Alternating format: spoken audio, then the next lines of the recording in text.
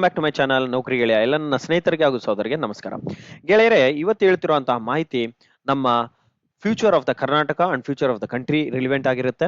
So Young entrepreneurs ಇರ್ಬೋದು, like youngsters who have completed degree ಇರ್ಬೋದು, diploma ಇರ್ಬೋದು, ITI ಇರ್ಬೋದು. ಸೊ ಹಲವಾರು ಜಾಬ್ಸ್ಗಾಗಿ ಕಾಯ್ತಾ ಇರ್ತಾರೆ. ಬಟ್ ಕಂಪನೀಸ್ ರೈಟ್ ಕಂಪನೀಸ್ ಇಲ್ಲ.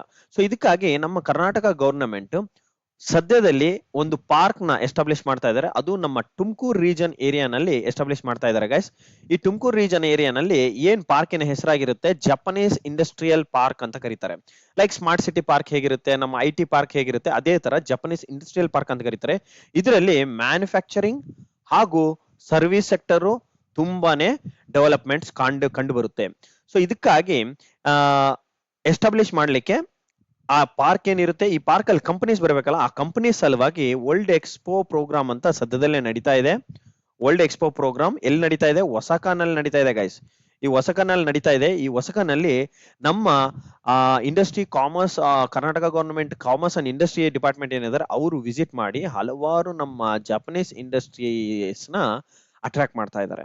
ಸೊ ಸದ್ಯದಲ್ಲೇ ಜಪನೀಸು ಸಹ ನಮ್ಮ ಕರ್ನಾಟಕದಲ್ಲಿ ಎಸ್ಟಾಬ್ಲಿಷ್ಮೆಂಟ್ ಅಲ್ಲಿ ನೋಡ್ತೀವಿ. ಹಾಗೂ ಎಲ್ಲ ನಮ್ಮ ಯೂತ್, ಮೆನ್ ಇರ್ಬೋದು, ವುಮೆನ್ ಇರ್ಬೋದು, ಇಂಜಿನಿಯರಿಂಗ್ ಸೆಕ್ಟರ್ ಇರ್ಬೋದು, ಲೈಕ್ ಸರ್ವಿಸ್ ಸೆಕ್ಟರ್ ಇರ್ಬೋದು, ಡಿಗ್ರಿ ಹೋಲ್ಡರ್ಸ್, ನಾನ್ ಡಿಗ್ರಿ ಹೋಲ್ಡರ್ಸ್ ಎಲ್ಲರಿಗೂ ಒಳ್ಳೆ ಅವಕಾಶ ಇದಾವೆ. So stay tuned and subscribe ಮಾಡ್ಕೊಳ್ಳೋದು ಮಾತ್ರ ಮರಿಬೇಡಿ ಚಾನಲ್ನ. ಸೊ ಇದೇ ತರ ಹಲವಾರು ವೆರಿ ಇಂಟ್ರೆಸ್ಟಿಂಗ್ ಟಾಪಿಕ್ಸ್ ಬಗ್ಗೆ ನಾನು ಇನ್ಮೇಲೆ ಹಾಕ್ತಾ ಇರ್ತೀನಿ. And thank you for watching this video guys.